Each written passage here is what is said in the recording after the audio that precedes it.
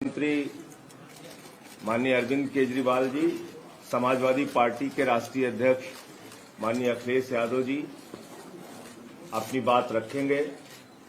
दिल्ली के मुख्यमंत्री केजरीवाल जी इंडिया गठबंधन के लिए उत्तर प्रदेश में जनता से अपील करने के लिए आए हैं, वोट मांगने के लिए आए हैं। मैं उनसे अनुरोध करूंगा विनम्रतापूर्वक कि वो अपनी बात रखें। आज यहाँ आए हुए सभी पत्रकार बंधुओं को और जितने दर्शक ये देख रहे हैं उन सबको मेरा नमस्कार, मेरा प्रणाम। आज लखनऊ में मैं उत्तर प्रदेश के सभी मतदाताओं से इंडिया गठबंधन को भारी भरकम वोट देने के लिए, भारी मात्रा में वोट देने के लिए अपील करने के लिए आया हूँ। मैं 4 बातें रखना चाहता हूँ। पहले चारों बिंदु बता देता हूँ, फिर उसको डिटेल में एक्सप्लेन करूँगा। पहला ये कि ये चुनाव भारतीय जनता पार्टी मोदी जी अपने लिए वोट नहीं, अमित शाह जी को प्रधानमंत्री बनाने के लिए वोट मांग रहे हैं। दूसरी बात, योगी आदित्यनाथ जी को अगर ये लोग जीत गए तो योगी आदित्यनाथ जी को 2 से 3 महीने के अंदर उत्तर प्रदेश के सीएम पद से हटा दिया जाएगा। नंबर 3, इन लोगों की पूरी तैयारी है, अगर ये लोग जीत गए तो संविधान को बदल के SC ST और OBC का रिजर्वेशन खत्म कर दिया जाएगा। और नंबर 4, जो आंकड़े अब देश भर से आ रहे हैं वो ये दिखा रहे हैं कि 4 जून को इंडिया गठबंधन की सरकार बनने जा रही है और NDA को और BJP को बहुत कम सीटें मिलने जा रही हैं।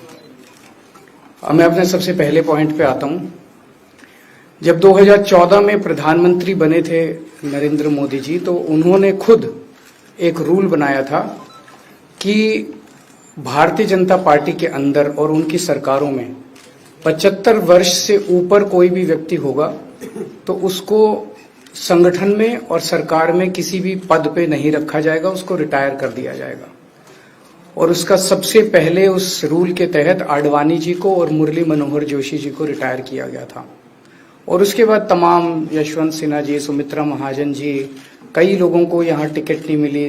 कई लोग जो पद पे बैठे हुए थे उनको पद से इस्तीफा दिलवा के उनको हटाया गया। ऐसे कई सारे लोग हैं।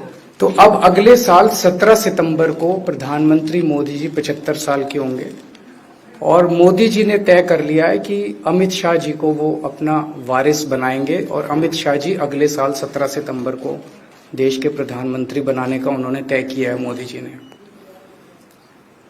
इसके ऊपर मोदी जी पिछले 1-2 साल से लगे भी हुए हैं, क्योंकि भारतीय जनता पार्टी के अंदर अमित शाह जी के सामने जो जो बाधाएं पैदा कर सकता था नेता, एक एक करके उन सब नेताओं को साइड कर दिया गया, उनका पत्ता साफ कर दिया गया। शिवराज सिंह चौहान को हटा दिया गया, वसुंधरा राजे को हटा दिया गया, डॉक्टर रमन सिंह को हटा दिया गया, देवेंद्र फडणवीस को खत्म कर दिया गया, खट्टर साहब को खत्म कर दिया गया, एक एक करके सबको खत्म कर दिया गया। एक ही शख्स बचे हैं जो अमित शाह जी के रास्ते का कांटा बन सकते हैं। हेलो, आवाज आ रही है? आ रही है। एक ही ठीक है, आ रही है। एक ही शख्स हैं जो कि उनके रास्ते का कांटा बन सकते हैं, वो हैं योगी आदित्यनाथ जी। अब योगी आदित्यनाथ जी को इन्होंने हटाने का पूरा मन बना लिया है और अगर इनकी सरकार बनी तो 2 महीने के अंदर योगी जी को भी उत्तर प्रदेश के सीएम से हटा दिया जाएगा। मैंने दिल्ली में 3-4 दिन पहले ये प्रेस कॉन्फ्रेंस की थी और ये दोनों मुद्दे उठाए थे।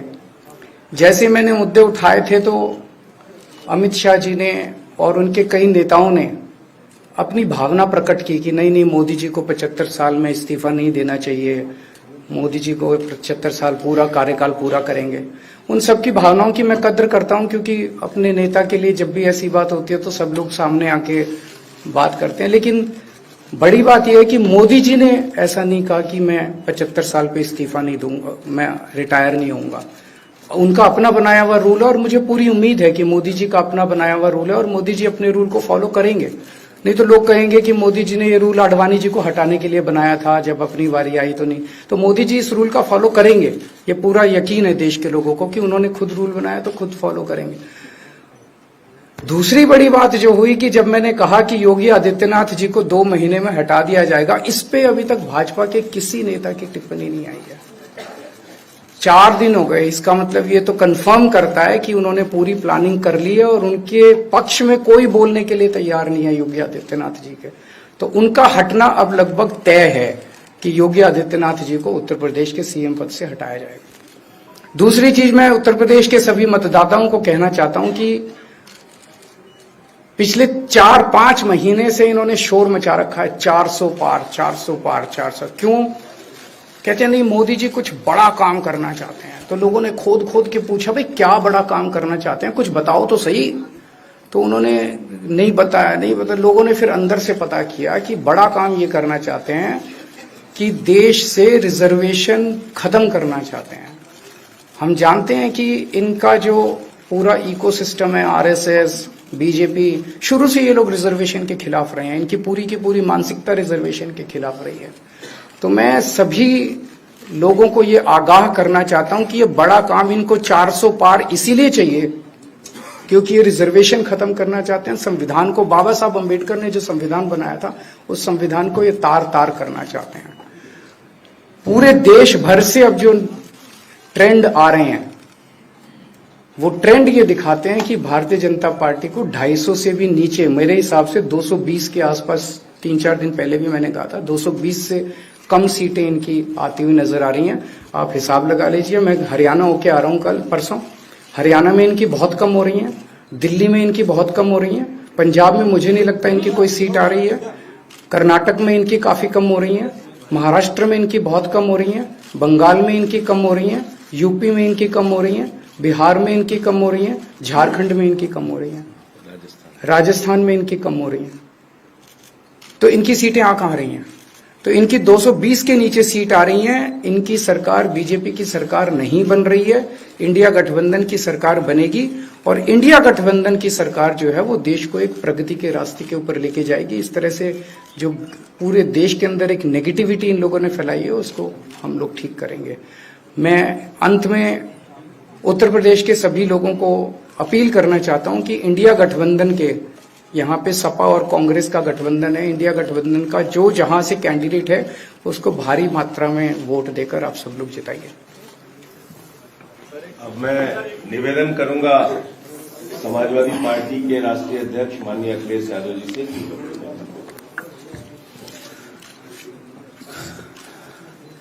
आदरणीय अरविंद केजरीवाल जी का मैं धन्यवाद देता हूं। उन्होंने बहुत महत्वपूर्ण बातें आपके सामने रखी हैं। जो देश का माहौल है और 4 चरणों में भारतीय जनता पार्टी चारों खाने चित्त हो चुकी है और उनके आंसुओं की नदी उफान में है। भारतीय जनता पार्टी जो 400 पार का नारा दे रहे थे, अब समझ में आया है 4 चरणों के बाद।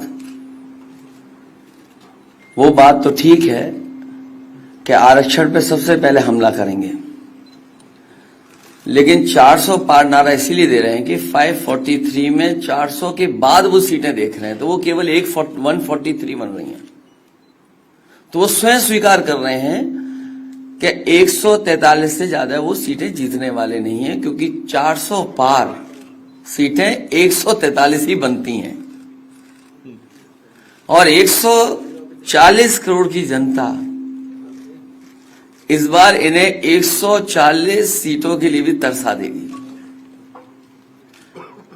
ये यूपी, दिल्ली और पंजाब ये 99 सीट के खेल में ही उलझ जाएंगे। यहां कुछ इन्हें हासिल होने वाला नहीं है। रोटी कपड़ा और मकान की तो लड़ाई हम लोग लड़ेंगे, लेकिन रोटी कपड़ा और मकान से पहले हमें संविधान बचाना है। संविधान बचेगा तो लोकतंत्र बचेगा और बाबा साहब भीमराव अम्बेडकर जी का दिया हुआ संविधान ये हमें अधिकार, हमें न्याय दिलाता है। भारतीय जनता पार्टी की इस साजिश को आम लोग समझ गए हैं और इस बार सबसे बड़ी हार भारतीय जनता पार्टी की होने वाली है। अभी तक तो हम ये कहते थे कि ब्रह्मांड का सबसे बड़ा झूठ बोल रही है। अब लग ये रहा है हारने के बाद ये ब्रह्मांड का झूठ का विद्यालय खोलेंगे,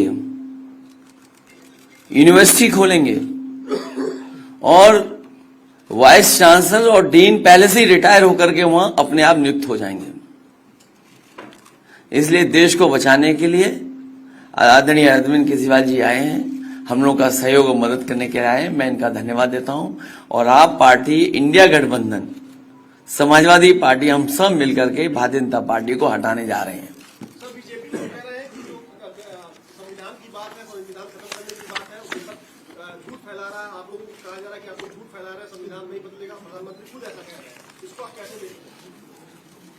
उनकी कौन सी बात सच निकलेगी? अभी आपसे ही कहा कि 75 साल वाला जो वो है रूल नियम उसको तो फॉलो किया जाएगा ना, इसी से पता लग जाएगा।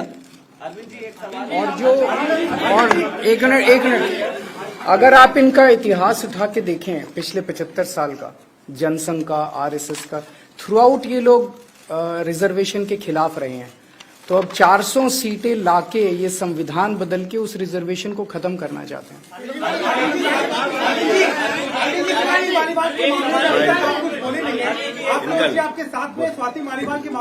अरे उससे ज्यादा जरूरी और चीजें भी हैं, कागज हम निकाल लिए। भाजपाई किसी के सगे नहीं है, ये है कि भाजपाई किसी के सगे नहीं है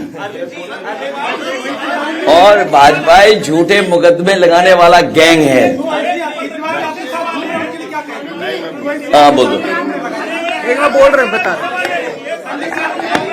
हाँ मैं बोल रहा हूँ, एक सेकंड बोल रहा हूँ।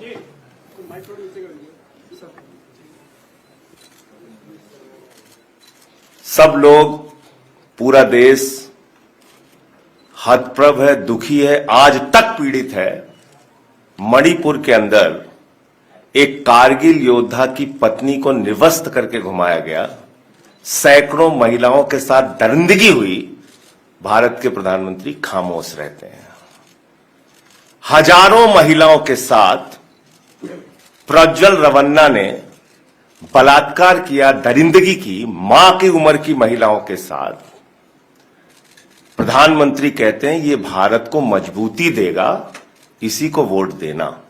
ये भारत का भविष्य है प्रज्वल रवन्ना, उसको भगा दिया जाता है बीजेपी के द्वारा।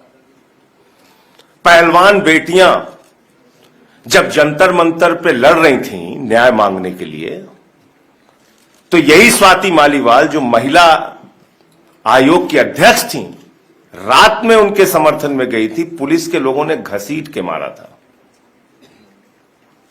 हमने देखा यहीं उत्तर प्रदेश के अंदर कुलदीप सेंगर के मामले में, हाथरस के मामले में, देश के प्रधानमंत्री खामोश रहते हैं, एक शब्द नहीं बोलते। आम आदमी पार्टी हमारा परिवार है, पार्टी ने अपना रुख साफ कर दिया है और मैं चाहता हूं जितने विषय मैंने आपके सामने रखे हैं, देश के प्रधानमंत्री और भारतीय जनता पार्टी को जवाब देना चाहिए।